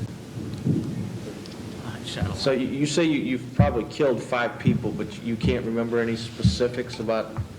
You say you shot so many people. Yeah, How long you been out of prison? about 15 months, 15 months. since August of last year. So are these killings taking place in that 15-month period, or is this before In you 2 went? months, What's that? in 2 months. Well, what's going on in these 2 months? Why do you have to kill in 2 months? I don't know, cause motherfucker, I need money. Is that basically it? Money? Yeah, and motherfuckers don't know how to cooperate and look the other way and just give me their shit. So you're saying they should cooperate? Yeah, I cooperate. I can have that Tech 9 and that Glock in my hand. If I got both of them facing down and a motherfucker walk up to me and put their gun in my head, they can have both of them motherfuckers and they can have every motherfucking thing I got. I get naked for them. You can have them motherfucker. That outdrawing the motherfucker, that shit only work in the movies. So there's a lot of things to unpack there. But the one thing, and Tommy, the one thing that I found interesting is that he blames people for not cooperating. Yeah, it's everybody Every else's time, fault right. but himself. And then we're going to hear this again. Is that when you're talking to a guy like that, does a light bulb go off that obviously we are talking to one crazy dude? Absolutely. Yeah, but he knows right from wrong, so he's not crazy. Like, Right. Because that's always the defense. Does he know right from wrong? Well, Rafael knows right from wrong. So he's a case study. There's no doubt about it. He's a serial killer. He's a serial killer. Now, he enjoys his job. He's a cold-blooded serial Yeah. killer. And Jeff, Yeah, real like- quick, when you hear a guy, when you guys sit in and he wants to, and he's got, I mean, he says he's killed at least 4 or 5 people, but he says he shot a bunch more.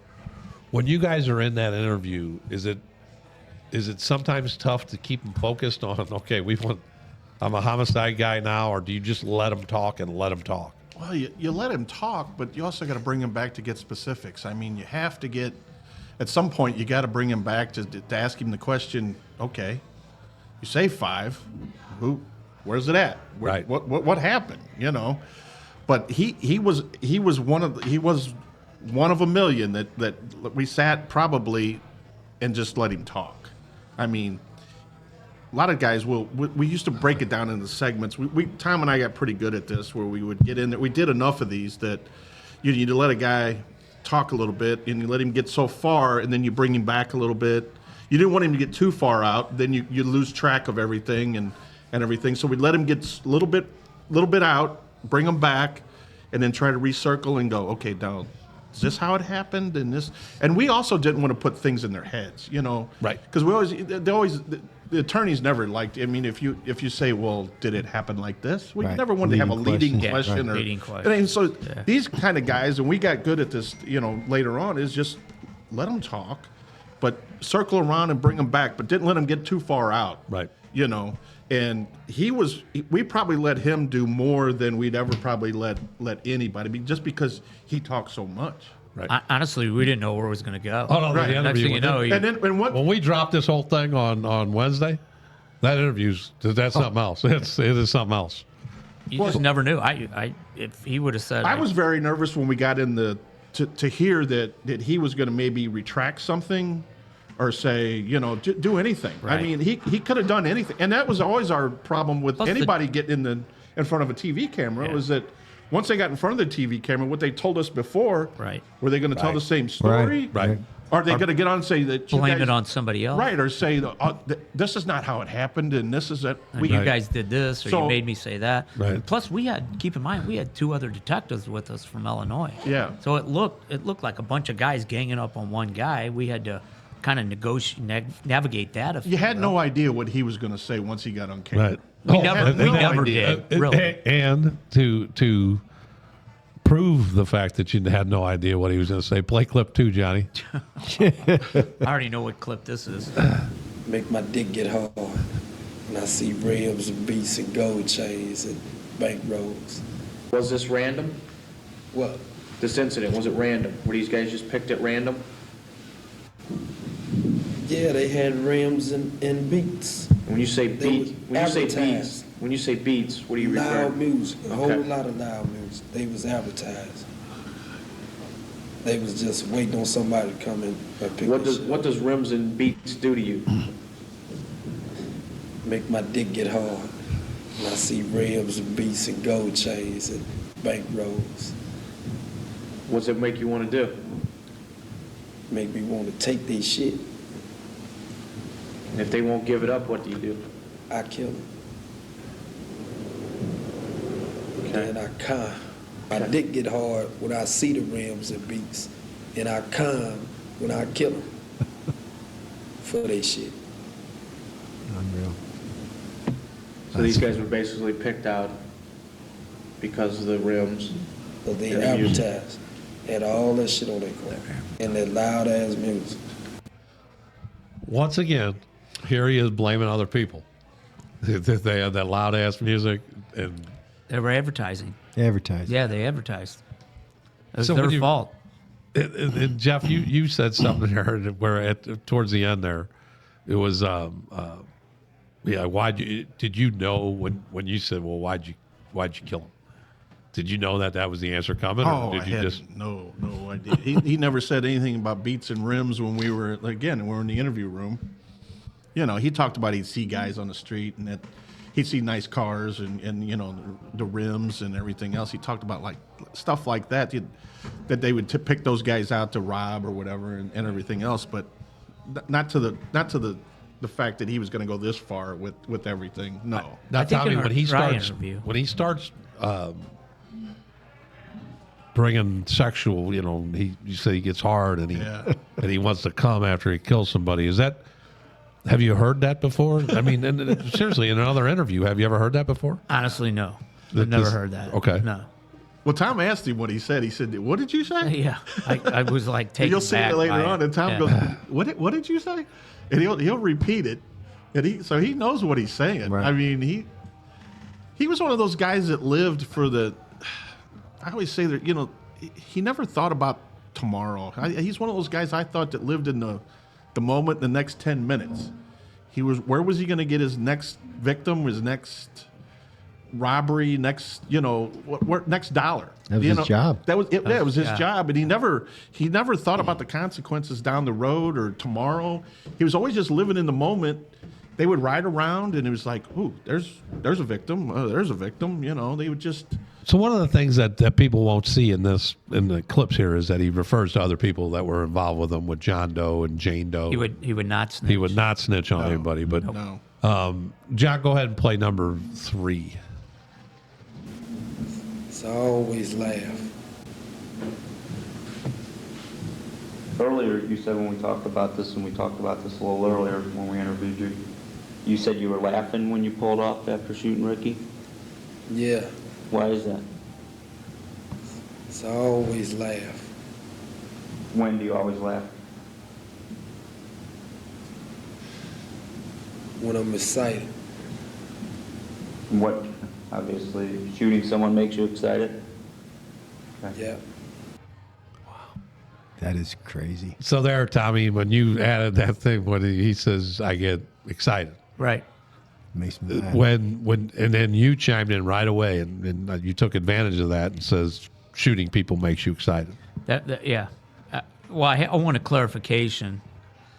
And again, it kind of trespassed on putting words in somebody's mouth, but I want a clarification on what he meant by that, just so. Right. You see the look of the smile on his face. Yeah, he's I like, No, he's this got a is his smirk. whole, this demeanor that you're seeing here. Yeah. Arms folded, smile on your face. Yeah. That's the whole hour, 24 minutes. I know. Yeah. He loves retelling it. Yeah. Of all the cases we've ever done in our lifetime, we've never seen a person like that ever. Ever. Never again. That's good. And probably, yeah, it is good.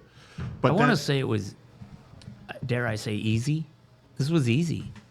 Once Well, he as was far as caught, he was investigate- easy. I It's mean, a crazy it's a crazy case, but it wasn't like it was. And nothing against you guys. It wasn't like it was a whole bunch of great police work.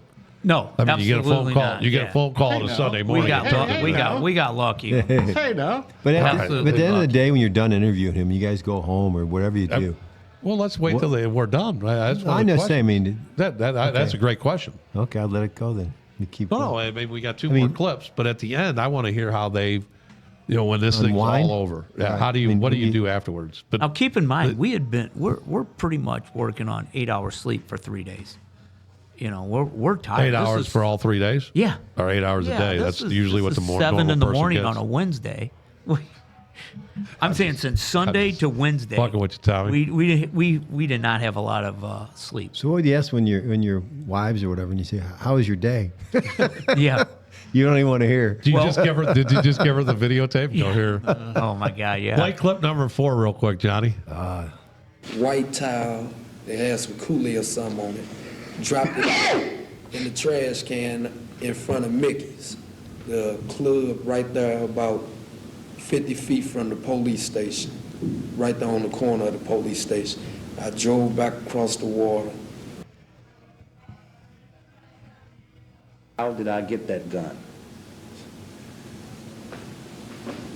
A friend of mine, real close friend of mine, I had told him, that somebody else killed the dude with a gun that I have, which was Slick, but I killed Slick, but I had him under the impression that somebody else killed him, He asked me,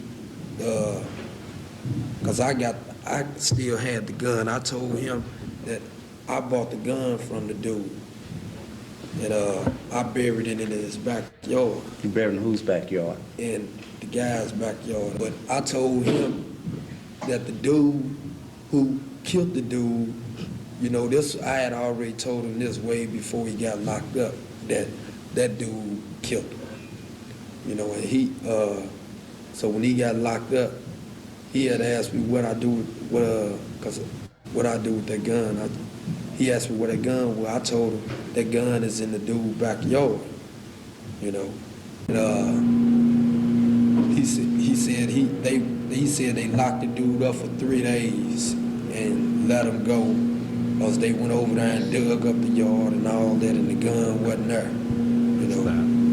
I knew what a gun was because I put it. That's not our audio. And he, so I went over there 4 o'clock in the morning. Matter of fact, I buried the gun about 2 days before y'all supposed to went over there. I went over there and dug the gun up. I dug up one hole with my fingers. It was about 4 inches under the ground, 5 inches under the ground. It wasn't there. I went over 6 inches and pulled it right out the ground. It had got rusted a little bit since it been in the ground in a plastic bag. I wiped the whole gun off, and I wiped the bullets off, put 2 bullets in there. Last time when I shot the guard, I only had 4 bullets in the gun. So I wiped the bullets off and put 2 bullets in it and lined the chamber up so it'd be on the fire, ready to fire the last 2 bullets. And that was the last time that gun was fired, Lewis. So I said, I'll bring it on the east side. You said, where you gonna put it? I said, I'll tell you that after I put it where I'm gonna put it. I went over there, drove over there, wiped the gun down again, put it in a white towel. They had some Kool-Aid or something on it. Dropped it in the trash can in front of Mickey's, the club right there about 50 feet from the police station, right there on the corner of the police station. I drove back across the water. All right, who's sneezing? That was Rick Will. I would have loved the fact if he would have said, "God bless you." Well, it was one of the East St. Louis detectives. Yeah, it wasn't me sneezing. All right. Yeah, that would have been funny if not funny, but No. hey, God bless you. No, there was, This none guy, of us this sneezed. guy just murdered 5 people. Tell me, God bless me. No, but Tommy, during that, just when you're interviewing this guy, and this thing goes on for an hour and 24 minutes, Right. is there a point in time in there where you're just in complete, utter disbelief? Where you're just like, I can't believe this guy's just telling us this, or have you been? The whole time, and I half expected him to start talking about other murders that, we didn't know about. Right. At any time, it could have popped up. That's what's so interesting about him. I'd be curious to know how he feels about, if he could watch this now, how he feels about himself. Oh, he's It'd be great. He's very interesting. he'd love to watch it. What, speaking of it, did he? How many? What did he get, Jeff? Oh, he's life. I think. Oh, that was he still life alive? just in Illinois. Well, he got Illinois.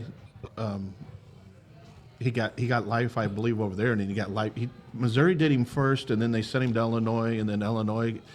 He was in the St. Clair County Jail over there. He ran the jail. They said he was over there causing so much havoc in the St. Clair County Jail that they wanted him tried immediately and out of there to ship him back to Missouri.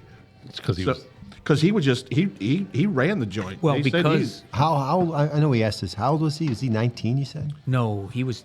he was born in 29. '71. He was Okay. 29. He was born in 29. 71. I don't feel Yeah. like doing the math, but All right. what the problem was in Missouri and Illinois, how he ran the place, is he would befriend everybody and find out what their case is and say, "Hey, man, I'm done. I'm done. They're gonna get me. If I don't get the death penalty, I'm getting life without. So, just tell me about your case. I'll say I did it, and we'll go from there." Actually, he went and testified in a few trials trying to get guys off murders. Yeah, he's In Missouri. Really? Really? Now, that didn't go anywhere. It didn't work because obviously he was trying to fabricate this. He had no... Nothing to lose. Why would he not? He help had him? nothing to lose. Well, he had everything to gain for the person. He had a great attorney. right. He had a great attorney in Illinois. He had Jimmy Gomrick, who's a great attorney. Now he's the state's attorney in St. Clair County. So I mean, and Jimmy handled him very well. Jimmy, he gave everybody a lot of grief, and I think Jimmy handled him real well over in Illinois. And then, obviously they had him dead to right over there. So he got life. They shipped him back to Missouri. And he's got to do all his time here in Missouri, and then if he lives, they won't ship him back to Illinois. So he's probably like 54 right now. I wonder if he has. Yeah, that's probably mellowed. about right. I wonder if he's mellowed. Yeah, that's what I'm curious I about don't know. that, too. Yeah, I Why don't don't you guys go pay him a visit? Probably not. So much. Yeah. And then tape it for content. We'll post it. That on would our- be an amazing We'll post it. show, yeah. But He'd probably love to talk to He'd you. probably give us If you hugs. guys start doing a call-in show, he might call in. hey, we're down. If he wants to did. call in, We used to. We'll make it. We'll make We'll it make work it, for him. yeah. He can call He in might anytime call he in. wants. We'll Right. make it work for him. Yeah, he'll call in. But another interesting thing that happens is we're going to go back to the name of Darryl Williams. The Darryl Williams, if everybody remembers, he's the guy that started, He it all started with that, this. with Yeah. the Sunday phone call. Jeff, go ahead and tell us what happens later on in the case is when Darryl disappears. Well, to go to the little side note on that, when we were looking for, when he's telling us about John Doe 1, John Doe 2, Jane Doe 1, we already know who these people are. You do. Well, We that was do. Raphael talking about it, but Yeah, we already knew who these folks were. So I mean, we already have the names to go along with this. not in some of them. Like we didn't know who was with him when he killed Slick. Ricky Williams. Yeah, there was one different guy with that, but the other. So when we finally get him and he says all this, we start looking for all these other people. Okay, so we're looking for all these other people, and this is just a side note: is when we're looking and we go over to East St. Louis, okay. And these guys were all hanging out in those clubs in East St. Louis. They were trying to rob everybody and carjack everybody. Still, at this, after all of this. So Tom and I and Matt and all of us, we used to have an Astro van. We used to drive this Astro van around, this raggedy old thing.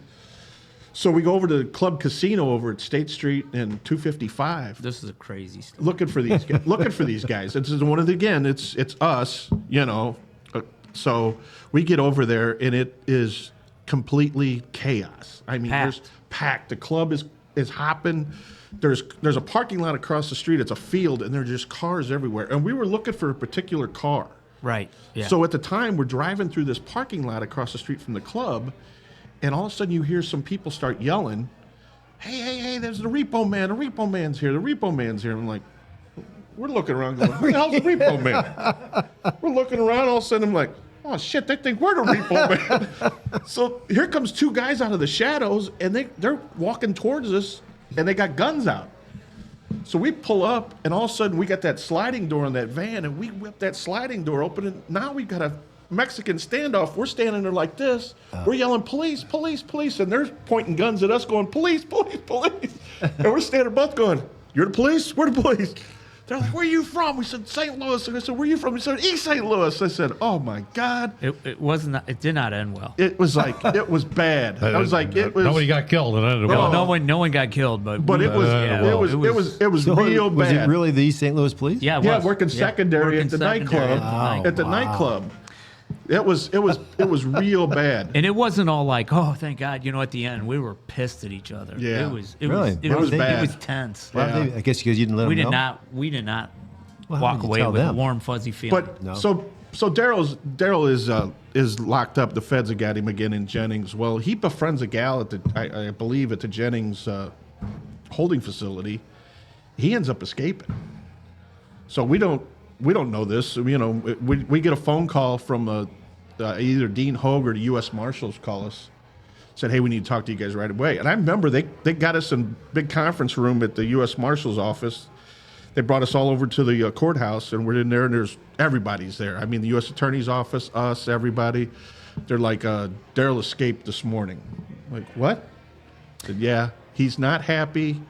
We've got him on phone calls talking and this and that. He's mad at you guys. He's mad at Dean, this and that. He says, we're going to put a detail on your guys' homes. You need to talk to your families. Why is he mad at you? Because you taped his conversation? No, because this is the guy that snitched on him. Right. Yeah, but he didn't feel like he was getting a good enough deal. Oh, okay. Okay. Well, what happened hold was... on. Yeah, now he's going to explain What why happened it really... was in court, so he didn't get a good enough deal because Dean Hogue pulled his deal because he omitted himself from the murder of Slick, Ricky Williams.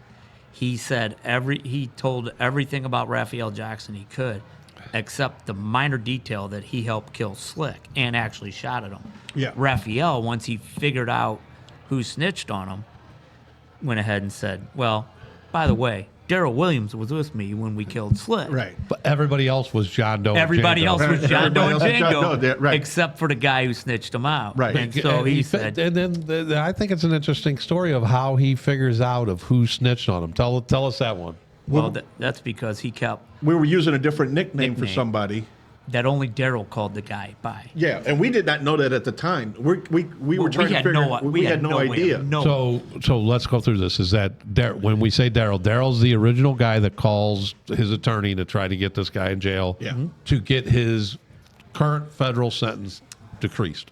If not, whatever he's on. If not eliminated. If yeah. not eliminated. He's got Dean Hogue. The attorneys are talking.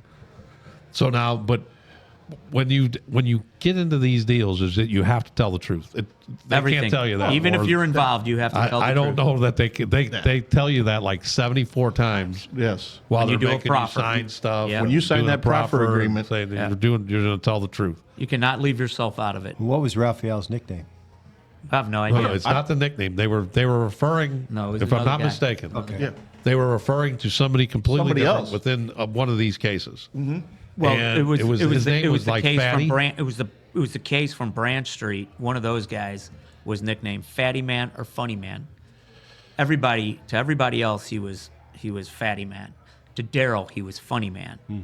And Daryl kept calling him Funny Daryl Man. kept calling him Funny. And Raphael said, "Man, But- dude, his name's Fatty Man." Yeah. Right, but you guys referred to him as Funny Man, and then that's why he knew that you guys got the information I'll from never Daryl. forget it. He goes, Yeah. "Told me who snitched on." Yeah.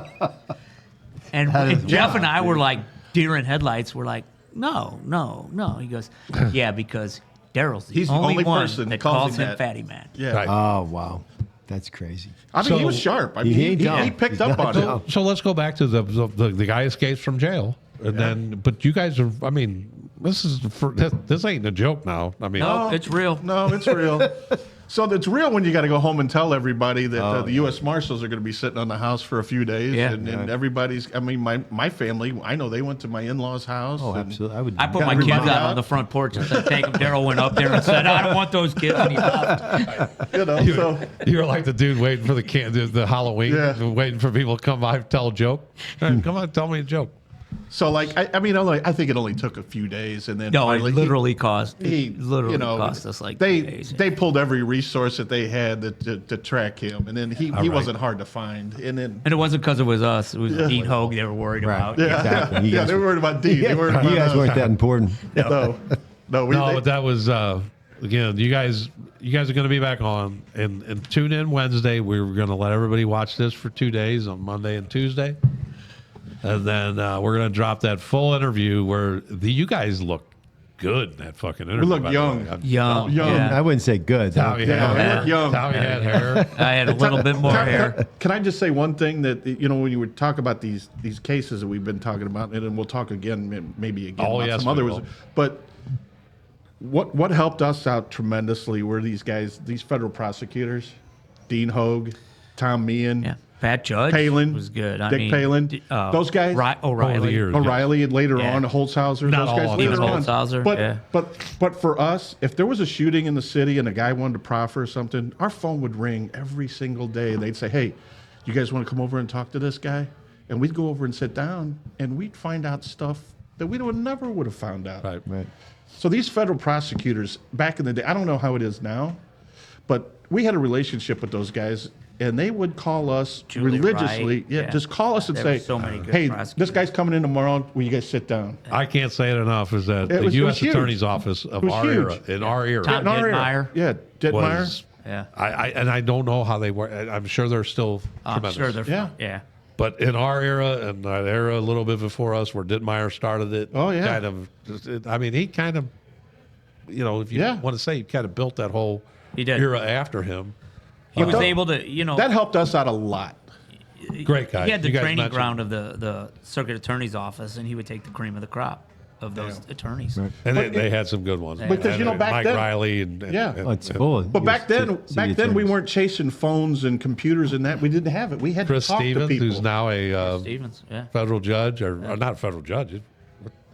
He just got nominated for Supreme Court of some sort, I don't know, yeah. something like that. But I for know us his back dad. then, High I know his dad. highfalutin Ed stuff. but for us, we had to talk to people. We didn't have to. They all used to go booze with us, and now they're all. Now they're all. They're all They're all- Now they're all important and stuff. They're not doing podcasts. Right. They ain't doing podcasts. Not in the basement of Colombo. They're like, no. yeah, let's go down to Colombo's. Let's not. Hey, they'd be glad to come. No, but we all had the same common denominator, and that was to, put horrible people away. Yeah. That was Yep. that was the goal. That was the bottom line. As Hondo used to say, it's not going to hurt my feelings if you motherfuckers lock somebody up today for a murder. Right. Yeah, That was every day. Job. And that was PG. That was about as PG as I One could last get thing for with the Hondo. U.S. attorneys, we want to get a lot of those guys on. Yeah, because they they're- got some oh, stories. they got some stories. They got some They stories. helped us out tremendously. Yeah. I mean, because again, we found out more stuff just by them than All right. anything. The full interview is going to drop Wednesday. We will see you back next week, and these guys are going to be back on. They got all kinds of other cases. We got the Lindell bank robbery with Tommy. What's the one gal you were mentioning today? Denise Wolf. Denise Wolf. We could talk about yeah. Johnny 16 years. Little. Yeah, Johnny Johnny Little. Little was great. All right. Yeah, that's a great case. Yeah. The Westmorelands. Stop. Westmorelands. Stop. That's enough. Yeah. All right. Yeah. All right. Communities that support law enforcement are a lot safer places to live. Peace. Peace. Great job, boys.